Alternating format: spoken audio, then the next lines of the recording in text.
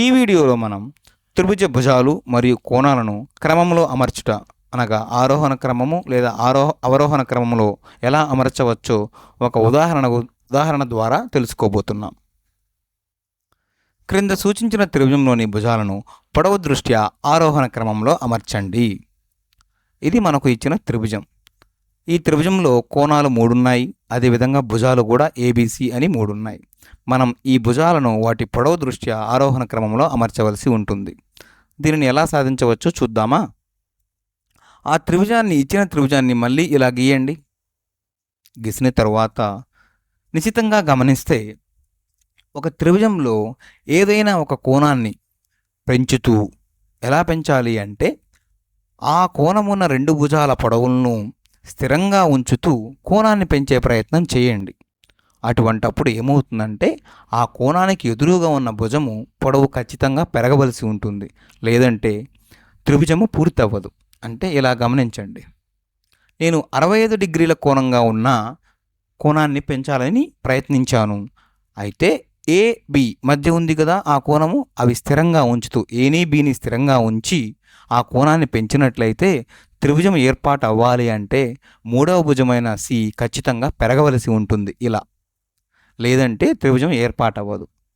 దీన్ని మరొక రకంగా ఎలా చెప్పవచ్చు అంటే త్రిభుజంలో ఎక్కువ కోణమై ఏదైతే ఉందో ఆ కోణానికి ఎదురుగా ఉన్న భుజము కూడా ఎక్కువ పొడవుగా ఉంటుంది అని అర్థం.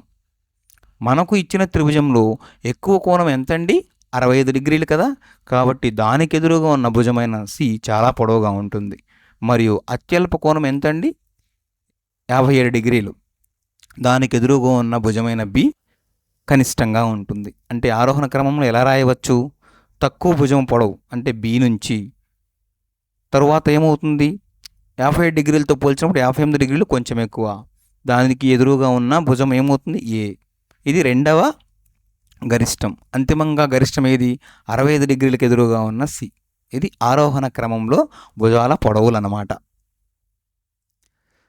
క్రింద సూచించిన త్రిభుజంలోని కోణాలను ఆరోహణ క్రమంలో అమర్చండి. అంటే ఈసారి మనం కోణాలను ఆరోహణ క్రమంలో అమర్చవలసి ఉంటుంది. ఇది మనకు ఇచ్చిన త్రిభుజంతో పాటు భుజాల పొడవులు ఇచ్చాడు.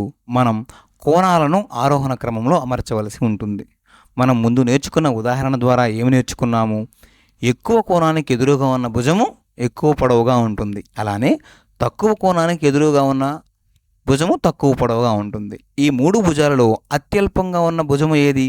7.2. కాబట్టి దానికి ఎదురుగా ఉన్న కోణం అతి తక్కువ కోణము. అలానే 2వ పొడవు ఏది? 7.3. కాబట్టి దానికి ఎదురుగా ఉన్న కోణం ఏది? బి. అంతిమంగా ఎక్కువ పొడవు లేదా గరిష్టంగా పొడవుగా ఉన్నది ఏబి 7.5. కాబట్టి సి ఎక్కువ కోణం ఉంటుంది. ఇది ఆరోహణ క్రమంలో మనం కోణాలను అమర్చామన్నమాట.